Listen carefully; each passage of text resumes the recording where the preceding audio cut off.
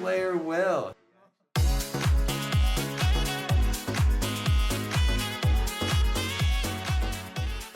Welcome back, Visions fans. Ready Player Will here. You have been invited to the wedding, whether you like it or not, so get dressed up, get ready, because Alaya the Alabaster is here to global. Now, today's character review, pretty standard stuff. Character overview, base and total stat analysis, looking at a bunch of those stats, leading up to the report card where we contextualize some of those stats with the rest of our kit, give some general thoughts just to make sure we dive in on some of those big things to take away from the character review, and then passives, counters, job abilities, AI priority, TMR review, and then some optimization pieces. So kicking things off, brand new lightning unit added to the game. They've given her the unique main job of Snow White Bride with the gunner and operative subjobs. She does equip fists with hats, cloths, and accessories as a move of 3 jump 1 unit as a new 100 cost unit, and I do recommend her at 50 faith. I know a lot of people see the paralyzed status effect in one of her main abilities, that when that ability gets upgraded, as we'll see, it's up to a 45% chance to paralyze. And just speaking frankly about some of the faith stats here, I'm not going to go in depth on this. You can pause and look at it if you want. The bottom line for me is, though, you have to get a certain buff off to get that higher chance to proc, and even then,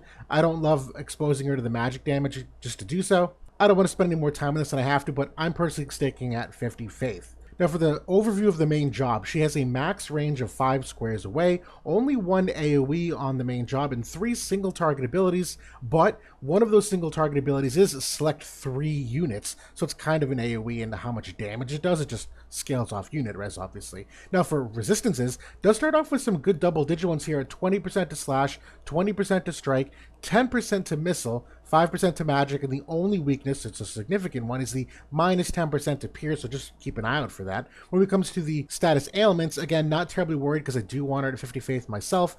She's got 50% to charm, 50% to stun, and 10% to paralysis. Overall, not the worst ones in the game. I like the fact that you have that charm res. We're going to see an uptick in paralysis, obviously. And even stun is widely accessible in the game. You don't see it that often, but everyone has it, so I don't hate that one overall. Now, in terms of the MA2 and the 140 upgrade, just to give a snapshot here, the MA2, they give her 20 defense pen on everything here, and an acquired AP of 30%. And the 140 ability, they give her a free 20 accuracy and 10 AoE res in addition to the ability upgrade like they normally do.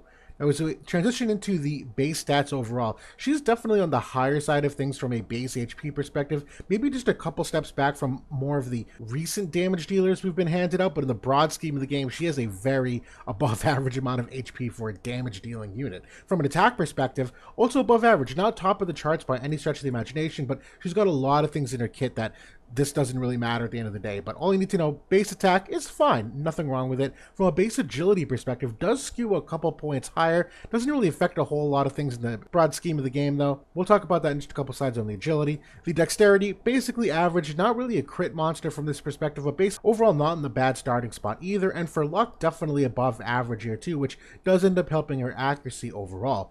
Now, as we kind of transition those 5 charts into this one, just looking at relative stats, really no weaknesses here. Obviously, the HP, attack, and luck are all above average, as we saw. The agility and dexterity looking pretty good, too. When we incorporate the mastery ability, the board nodes, things of that nature, she does get some changes here. Now, the agility, she does become the highest agility unit in the game, just from an innate perspective. That doesn't include passive abilities, doesn't include the vision cards. But yeah, very speedy, all on her own. The attack still remains relatively competitive, and all things considered, there's really no weaknesses here from a total stat perspective. And that agility, just to bring some insight to it, they give her 13 agility points on the board that, in conjunction with that base, does put her at that 72, which is technically the highest, or at least tied for the highest with the UR units. But we'll look at that even closer here on this next slide in particular, where once you apply the pretty standard 15% and 8% vision cards, when you consider comparing her to characters without passives equipped, she is like a point behind the highest potential. But when you do include passive, she still remains very competitive with the top end of the game. Now, she does not have an agility passive, so this remains unchanged for her, but in the broad scheme of what everyone can do, she is still pretty darn fast. Now, from a crit hit and crit avoid perspective, they do not give her any critical hit nodes on the board, and so that average dexterity ends up taking a step back here on the total crit rate. That's fine in my opinion, we'll see why soon, but from crit avoidance, basically average here as well. Neither one of these are a strength nor necessarily a weakness, but I think the crit rate, you could probably make the argument she's not a crit rate unit, at least not without some substantial help. Now, from an accuracy perspective, you saw we gave her that 20 accuracy in the 140. She's also got a passive that can further bump that by another 25. So she's a top 10 accurate unit in the game. She is very, very strong from an accuracy perspective. And from an evasion perspective, she does technically have a passive that gives her 12% evasion that, should you decide to equip that, yeah, she kind of edges her way on the gradient of what could be considered an evade unit. I don't really think it's going to happen in practice, but statistically speaking, you could probably stress test it so that she's a bottom tier evade unit. Now, as we get into the report card, effective HP, going with a B plus here, no defense and no spirit innately, 10 AoE res innately. I was actually kind of surprised at how chonky she is compared to many other damage dealers, but it's really just because of her health pool that you talk about the power creep post 3rd anniversary.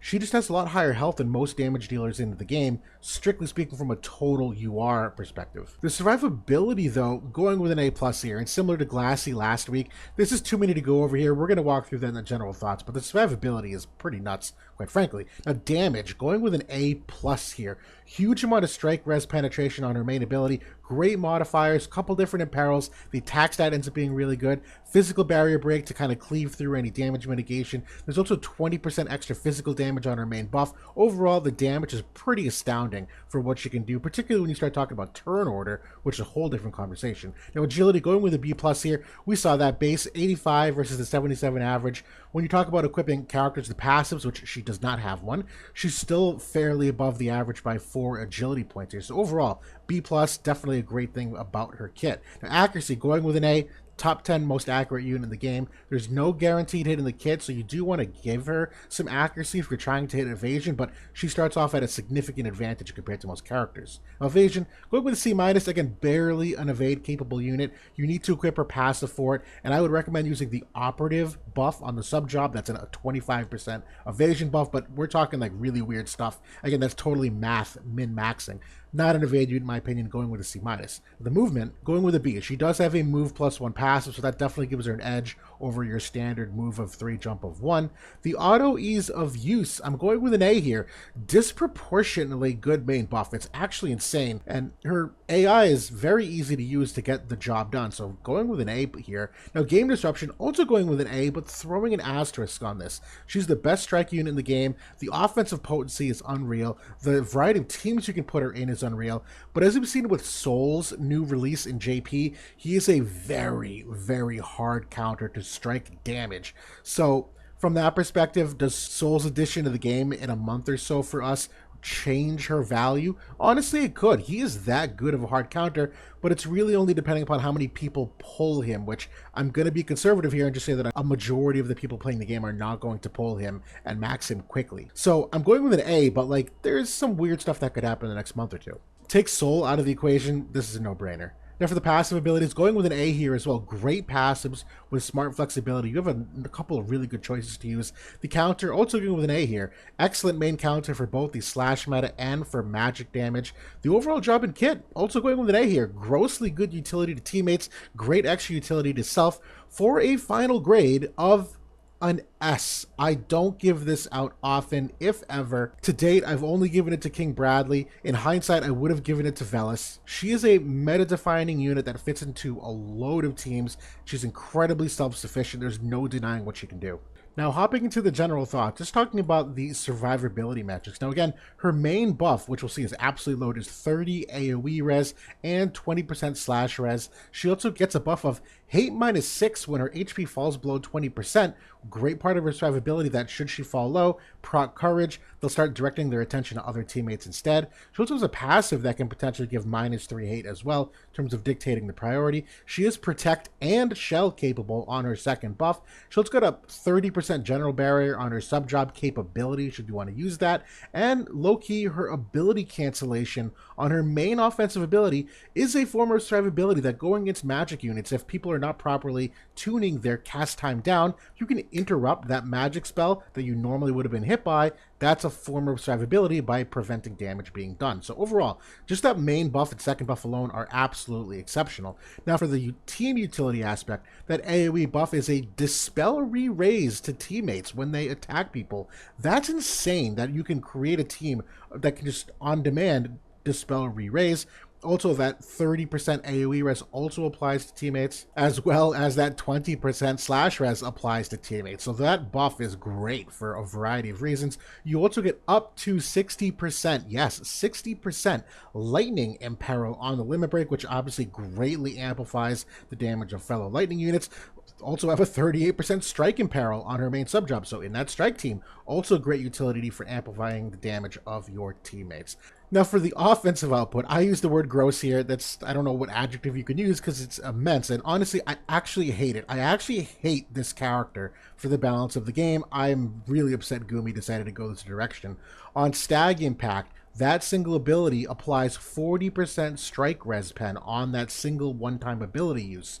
That's in addition to the 20% she gets on her weapon. 60% strike res pen is a significant power creep advantage that she has over all other strike units in the game. I think it completely tipped the balance of what Gumi had spent years setting up for strike damage, I think ruined in one character alone. She gets 60 defense all the time. 20 from her MA, 40 from her passive, get 10 more from a Truststone passive. 70 defense pen on perma is also insane, and 20% physical damage on her main buff obviously amplifies that damage significantly. So yeah, the offensive capability here, it's really hard to deny. And again, we're not even talking about the turn order of things, where she's got some abilities that decreases CT for enemies and what that does for culminating the damage throughout the fight.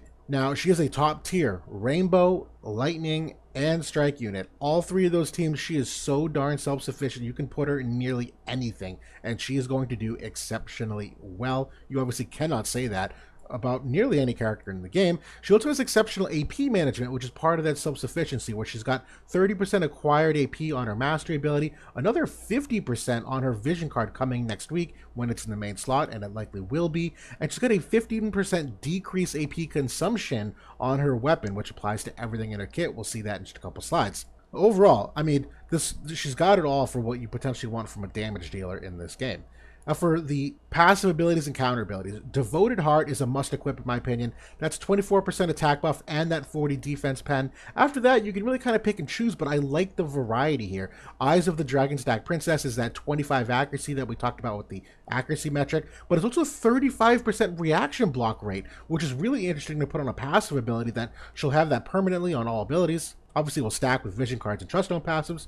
I do like Operative Intuition as another one, though. That extra move certainly is nice. The decreased chance of being targeted, also very nice from a chessboard perspective and how you move your team.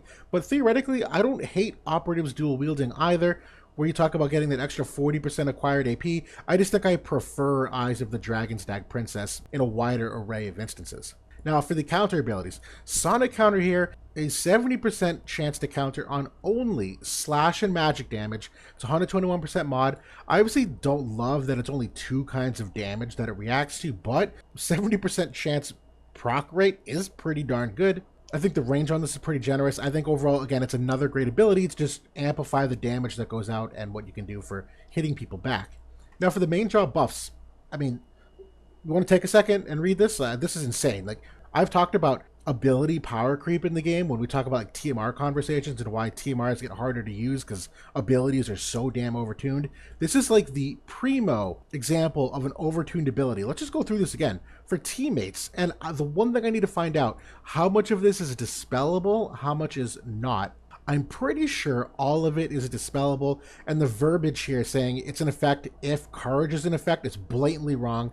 That is not how the mechanic works in the game. This is worded very incorrectly on WOTV stats and in game. Just because she has courage applied doesn't mean these buffs remain active. You can dispel them. I just got to double check exactly how many of them you can dispel because some of these are unique. Finally getting down to what it actually does. It's 30 AoE res and 20 slash res for teammates. Also grants for herself and allies dispel re-raise for 3 turns. It's courage for herself. It's a 20% physical damage increase for herself.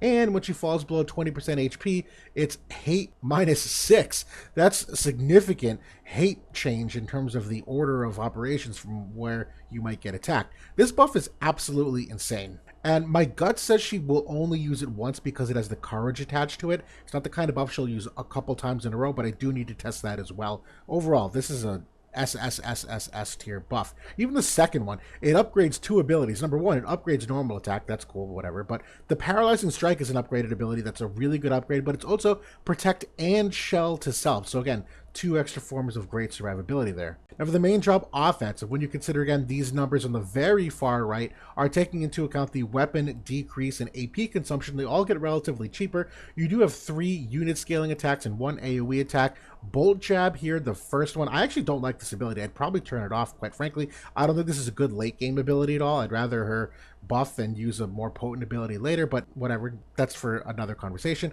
But Stag Impact here is a staggeringly good ability. You can select up to 3 targets. On this ability, it's a 40% strike res pen. It will cancel all abilities that are currently casting and is also a decreased CT of 200. This is a giant area radius to attack. This is a grossly exceptional ability that is kind of game breaking in its own right. But even Paralyzing Strike, and this is the upgrade here, normally it's 165% mod, not 200, and it's normally 25% to paralyze, not 45. But if you use that Protect and Shell buff, this will upgrade it to what you currently see on the screen. This is the AoE ability. Not a bad ability, to be honest. Obviously not nearly as good as Stag Impact, but still a pretty good one. And Dragon Flurry is a really good ability from the perspective that it is her barrier break, but it's also a triple hit attack. So overall, this main job is absolutely stacked. The Limit Break, boy, another AoE ability here, only 50 AP. This is a 50% lightning imperil if it's 3 people she's hitting at once. For every person less in the AoE, it will add 5%. So if you're hitting only 1 person with this, it will be 60% instead of 50%. It is a magnificently high lightning imperil. This is a lot of damage. Now, as you look at the main sub job for Snow White Bride, I think this might be my favorite sub job just because of how straightforward it is. Again, you get another double hit here. Double Dragons is a 38% strike imperil, though. Absolutely enormous and great for teammates that are also strike units. Even Ultimate Blow for 240% mod. I like this one just as like a single target nuke later on in the game, where if you have an enemy who's got some negative strike res or very low strike res, this is going to blow them out of the water. But even the other sub jobs aren't bad either. The Gunner one, I don't love just because I want her to always get both buffs off. And so the idea that you might attack an enemy early because of the increased range of some of these abilities, I don't like. Obviously no missile res pen, so not a strength from that perspective. The only thing I might ever use in this is Council, and even then that's probably more PvE or manual PvP oriented, but I do think Operative does have a good argument, if only from the Shadow Dance buff. Now, I don't think this is superior to her main job buff. This is still a darn good one, though. 30% general barrier, the increased agility up until you receive 1 hit, and the AP auto restore. I think it's debatable. This actually might be competitive for that second buff option. I just like the extra survivability for her personally. But overall, not the worst sub jobs. I do think I prefer the main sub job overall, though, just because her main job is so darn good. You don't really need a lot of help from the Gunner or the Operative. Now for the TMR review, this is statistically pretty decent accessory. You got some well-rounded stats here for defense, spear, and accuracy, where when you're talking about Trust Stone optimization, min-maxing those main stats, these are some pretty healthy stats to start off with. The ability itself, obviously 2 casts we like to see. It's a 5% AP restore and that strike attack of 25. I don't actually think this is going to be a very good accessory, though. It does remind me very similarly of Winged Stern's TMR, which is, screw it, I'll bring it up right here. Very similar. It's Human Killer of 25 and that AP restore. It's an armor, so obviously it's a little harder to equip, but I don't think that's really changed the benefit of whether or not it's a good TMR skill or not. It's fine. I just don't think you're using it in a majority of instances. Even though this is an accessory, I don't think it does much to tip that scale. Now for the job-based vision cards, I'm going to once again opt for JB79's tool, and I apologize. I know this top right card is being cut off, but we'll circle back on that. But at this point, everyone knows just how good the Fist unit cards are. We just got this excellent new card too for Summer Glaciella that, in conjunction with what already existed from a strike unit perspective, Alaya is going to fit in seamlessly to what already exists from a job perspective. I don't think I have to re-emphasize just how good the strike vision cards are. And even looking specifically at her vision card, which is one of those strike ones, it fits in perfectly with a handful of potential mono element teams here for Lightning, where you have the option of Alphonse, who's a new tanking centerpiece, Summer Helena, who just got a nice upgrade here this last week, Vega, who finally I think is a very, very good unit because of Alaya and this vision card. But overall, the job vision cards are a very strong point of Alaya and what she can bring. Now for the Esper Synergies, in terms of priority to emphasize, I would go Lightning Attack and Human Killer. I do think accuracy is important because she's got no guaranteed hit. Just because she's an innately accurate character doesn't mean you can do nothing. You still need to give her a little bit. And everything after that is matchup specific, and most noticeably the Pierce res, in my opinion. But just going through the Esper recommendations, you got your big three that are always good no matter what at this point. Odin, Dark Odin, Dark Bahamut. Obviously, they'll have their own pros and cons from an offensive perspective, but these are three of the most basic ones you can res out with your characters. In terms of focusing on the lightning attack, as well as the human killer to agree, in terms of lightning espers, I do think the new Coral Esper is a good one. There's a lot of things on there with Strike Res, Lightning Attack. Dark Ramu, although it's a magic-oriented Esper, does still have an exceptional board, particularly for someone like Alaya. I like Scorpion Sentinel, actually, because there's Lightning Res on this one. So when you talk about mirror matchups, the fact you can give some Lightning Res, I do think it's a nice competitive angle. And then Aegion I also like too, because he's got that Pierce Res as well as the Lightning Attack and up to 22% crit rate nodes on this. So there's 3 trees on that Aegion board that I like a lot for her. It's probably not my favorite, but worth mentioning. And then just as a Hail Mary, I actually like Golem here as well, where you have Pierce Res on Golem, but you also have some Human Killer in there. You also have some Earth Res in there, which again, you wouldn't think to take a Lightning unit versus an Earth team. That's not going to go well for you. But when you talk about a Strike team going against Earth, if you can get Alaya some extra Earth Res, she's going to do more damage than I think you're ready for. And finally, the weapon optimization. This is her unique weapon, the Radiant Dragon Horns. I see no reason not to equip this on her and go with anything else. That Strike Res pen of 20 is very valuable. The AP consumption decrease of 15 is also great, and that strike attack of 15. In terms of builds, I'm probably just going Assault and calling it a day. If I really need it to be accurate, I'm likely going with an Alex Ring as the accessory. The crit rate is actually a decent enough crit rate at 20 here. You might as well farm the recipes. I think you could probably build one of all 3 and use them situationally, because these stats, in conjunction with her innate kit, aren't all that bad. Not my favorite. I'm probably just going with the Assault, though. But that's the Alaya the Alabaster character review. Yes, a very good unit. Yes, one that many of us have been looking forward to. It's a unit that JP, up until this last week, had struggled to kind of figure out game balance-wise how to neuter her and reduce her overall utilization. And they had to come up with Soul, who is a hard counter to Alaya and what she does. So anyone pulling for her, I have no doubt you're going to get some exceptional value for her. But that's it for now. Thanks for watching, everybody. Talk to y'all soon. I'll see you at the reception.